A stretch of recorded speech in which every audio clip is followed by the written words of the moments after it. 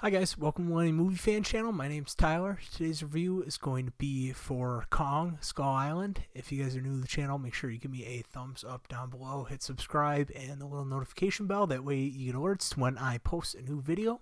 I love the opening scene of this movie where who becomes John C. Reilly's character, younger U.S. soldier, parachutes down as his ship's crashing. Asian guy from Japan, presumably in World War II, lands on the beach and they kind of like fight each other. They're chasing each other through the jungle, and just that whole scene was really cool. It just sets up what John C. Reilly was doing there on the island. He ends up being their guide later on in the story. I feel like he's the most relatable character in this. He is the character that works the most and gets the most shine. I would say every other character is bland and gets lost in the shuffle. I like that this movie takes the MCU route of having each movie have its own individual genre.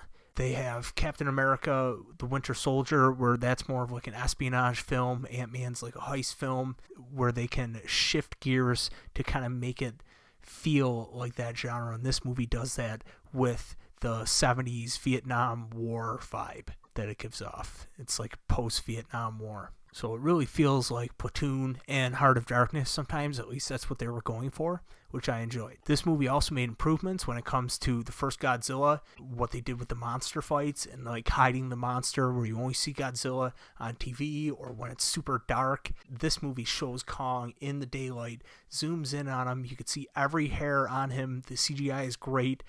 The character of Kong emotes really well. You could see his emotions. You could tell when he's in pain, and that just helps the movie. It helps you relate to the character and feel sorry for this big monster, which I really enjoyed and I thought was a necessary thing, but it's also a correction that they made from something that I feel was a weakness of the previous film in this franchise. The cast in the movie is great too.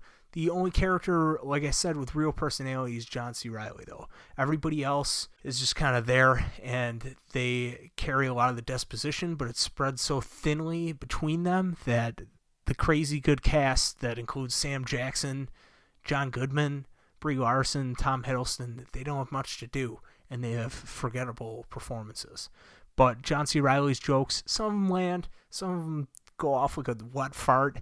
It's hit and miss. This movie does correct some of those mistakes that I feel that they made with the first Godzilla, and I feel like that's a good thing going forward, that if they figured out, hey, we could show, the monster more and have him fight, and especially with Kong, you can have, the sympathy that you get from him getting hurt, or, when he relates to people or is protecting people, that emotional bond that he creates. It was definitely more monster focused too, this movie, this time around. Like I said, the characters didn't get much to do. I think the movie fails when it tries to create the banter between like the military guys that you would have in a movie like Heart of Darkness or Platoon, and I think it also failed in the dynamic of like a thrown together group where the leader has other intentions other than what they've been working towards, and Sam Jackson, wants to kill Kong, and they think that they're going there just to like get off the island, save themselves, and they know that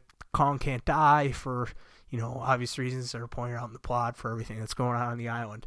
That was all weak, I think, like a thin veiled plot that they had that the actors tried their best to elevate with how great they are, but I mean it was just a thinly written thing. Overall, like I said, I think this movie is a step in the right direction for the cinematic universe, and we ultimately see them fix the problems of the first movie and take the cinematic universe in a direction that I'm happy with, and that we see with the other movies. They improve upon certain things, and there's still some problems there, and there's still new problems that they had created that I hope that they work through, but I definitely think this changed the course of their cinematic universe quite a bit and in a direction that I was happy with. So let me know what you guys thought of Kong Skull Island.